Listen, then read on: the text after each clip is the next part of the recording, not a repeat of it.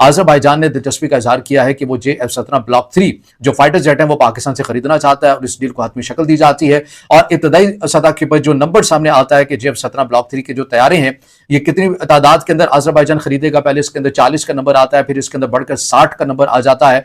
कुछ 5 से 6 या 6 से 7 का जो नंबर है इसके अंदर बताया जा रहा है कि पाकिस्तान की तरफ से अज़रबैजान को पहुंचा दिया गया है। अज़रबैजान इन JF-17 जेट्स को खरीदने की तैयारी में भी है। पाकिस्तान उन्हें कम दाम में हाई परफॉर्मेंस फाइटर बता रहा है, लेकिन तभी सामने आई आर्मेनिया की रिपोर्ट जिसने सबको हैरान कर दिया। आर्मेनिया के रक्षा सूत्रों का कहना है कि अज़रबैजान में उड़े पाकिस्तान के JF-17 फाइटर को भारतीय मूल के रडार सिस्टम ने बड़ी आसानी से ट्रैक कर लिया और वो रडार था स्वाति वेपन लोकटिंग रडार। दरअसल स्वाति WRL एक ग्राउंड बेस्ड सिस्टम है जो सामान्य तौर पर हवा में उड़ते जेट्स को ट्रैक करने के लिए डिजाइन नहीं किया गया है, लेकिन अगर वही सिस्टम किसी जेट्स को पकड़ ले तो इसका मतलब है दो में से एक बात जरूर सच है, या तो भारत ने स्वाति में अपना नया सॉफ्टवेयर अपग्रेड कर दिया है जिससे अब ये वायु लक्ष्यों को पकड़ सकता है, या फिर चीन और पाकिस्तान का JF-17 जेट इतना कमजोर है कि उसका रडार क्रॉस सेक्शन यानी RCS इतना बड़ा है कि छिप नहीं पाता। और अफगान डेलीगेशन जो पाकिस्तान के लीडरशिप से तुर्की में बात कर रहा है वो कई दफा तो इंसल्टिंग और इस तरह की लैंग्वेज भी यूज करते हैं,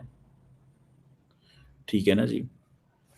तो ये एक चीज है। दूसरी बात अहम ये है कि जो कुछ मनासिर आप इन दिनों के अंदर देख रहे हैं कि JF-17 पाकिस्तान की कामरा बेस से उड़ते हैं और वो एक लंबा सफर तय करके अज़रबैजान की जो अज़रबैजान के अंदर चले जाते हैं। ये वो पहली खेप है जो पाकिस्तान ने पहुंचाई है, नहीं ऐसा नहीं है, बल्कि ये एक मश्क है, गालिबन अल्फा मश्क है जिसके तहत पाकिस्तान ने अपने जो JF-17 ब्लॉक के जो ब्लॉक 3 के जो फाइटर जेट हैं ये अज़रबैजान में पहुंचाए हैं। एक फजाई मश्क होनी है, एक एयर शो होना है जहां पर पाकिस्तान के ये जो फाइटर जेट हैं ये अपने जौहर आपको दिखाएंगे। तो ये उस तनाजुर में नहीं है कि ये अभी खेप पाकिस्तान ने पहुंचाई है, बल्कि इससे पहले का कहा जा रहा है कि कुछ इसी साल। जय हिंद दोस्तों, पाकिस्तान में चीन ने अपने JF-17 एयरक्राफ्ट बनाने के लिए एक असेंबली लाइन स्थापित की थी। ये बनाता 100% चीन ही है, चीन का ही मैकेनिज्म है, सामान है, पाकिस्तान इसमें कुछ नहीं करता। लेकिन क्योंकि ये पाकिस्तान में बना है तो इसमें जो है मेड इन पाकिस्तान आपको पता है लिखना पड़ेगा। और यही जो है पाकिस्तान बताते हैं कि JF-17 हमने बनाया जी, ये तो इसमें इस्लामिक तकनीक लगी हुई है, सब कुछ इस्लामिक है। और समहाउ इसमें इन्होंने JF-17 बेचने के लिए अजरबैजान को भी कन्विंस कर लिया। काफी हद तक अभी खरीदा नहीं है अजरबैजान ने, पर पाकिस्तानी 1 साल से सेलिब्रेट कर रहे हैं जब से ये बात निकल के सामने आई कि जी हमने तो अजरबैजान को मेड इन पाकिस्तान JF-17 बेच दिया, ऐसा कहा जा रहा है। अब एक एयर शो या आप कह लें एक एयरफोर्स की एक एक्सरसाइज होने वाली है अजरबैजान में, जिसमें पाकिस्तान भी जा रहा है, तुर्की भी जा रहा है और अजरबैजान भी रहेगा। उसमें सीन ये है कि आर्मेनिया की तरफ से ये रिपोर्ट आई है, इसमें भारत का कोई हाथ नहीं। उसमें आर्मेनिया ने ये दावा किया कि पाकिस्तान के JF-17 जब उड़ के जा रहे थे अजरबैजान में, और अजरबैजान में फिलहाल हैं, उसको भारत के जो स्वाति रडार सिस्टम है उसने कैच कर लिया।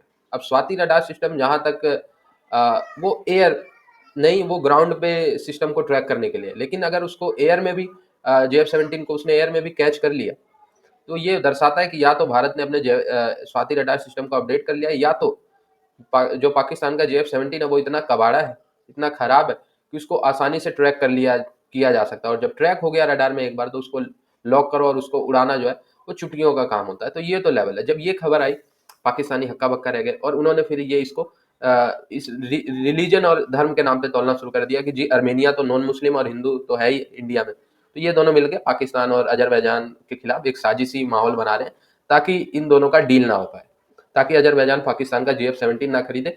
इसलिए भारत और आर्मेनिया ने ये कॉन्स्पिरेसी जन्म दिया, ये पाकिस्तानी मीडिया का कहना है। तो बहरहाल जहां पर आर्मेनिया रशिया से किसी हद तक पीछे हुआ, वहां पर अमेरिकी ब्लॉक में गया, तो वहीं पर वो भारत के भी बहुत करीब आ गया।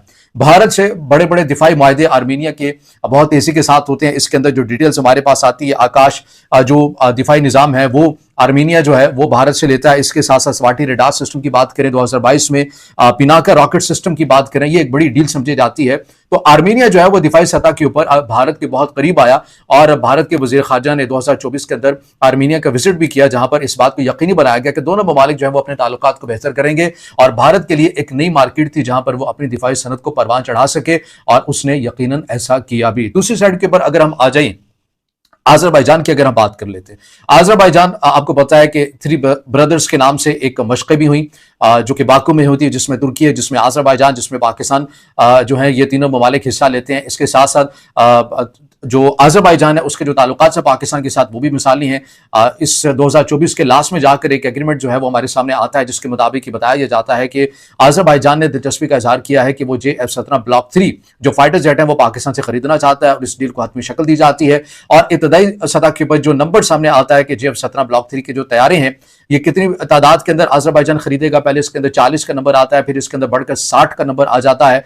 कुछ 5 से 6 या 6 से 7 का जो नंबर है इसके अंदर बताया जा रहा है कि पाकिस्तान की तरफ से आज़रबाईजान को पहुंचा दिया गया है। अच्छा, कुछ मनासिर आप इन दिनों के अंदर देख रहे हैं कि JF-17 पाकिस्तान की कामरा बेस से उड़ते हैं और वो एक लंबा सफर तय करके आज़रबाईजान की आज़रबाईजान के अंदर चले जाते हैं। ये वो पहली खेप है जो पाकिस्तान ने पहुंचाई है? नहीं, ऐसा नहीं है, बल्कि ये एक मश्क है, गालिबन अल्फा मश्क है, जिसके तहत पाकिस्तान ने अपने जो JF-17 ब्लॉक के जो ब्लॉक 3 के जो फाइटर जेट हैं ये आज़रबाईजान में पहुंचाए हैं। एक फ़ज़ाई मश्क होनी है, एक एयर शो होना है, जहां पर पाकिस्तान के ये जो फाइटर जेट हैं ये अपने जौहर आपको दिखाएंगे। तो ये उस तनाजुर में नहीं है कि ये अभी खेप पाकिस्तान ने पहुंचाई है, बल्कि इससे पहले का कहा जा रहा है कि कुछ इसी साल के बिल्कुल आगाज में पाकिस्तान जो है वो पहुंचा चुका है और बाकी बांधा जो यूनिट हैं, जो सेट हैं, वो 2026 के अंदर पहुंचाए जाएंगे। तो बहरहाल ये वो सूरत हाल है JF-17 की जो डील पाकिस्तान और आज़रबाईजान के दरमियान हुई, इसके ऊपर बात की जा रही है कि ये पाकिस्तान ने क्या किया, क्योंकि ये इसलिए बातें हो रही हैं कि आपको ये भी मालूम है कि आज़रबाईजान और इसराइल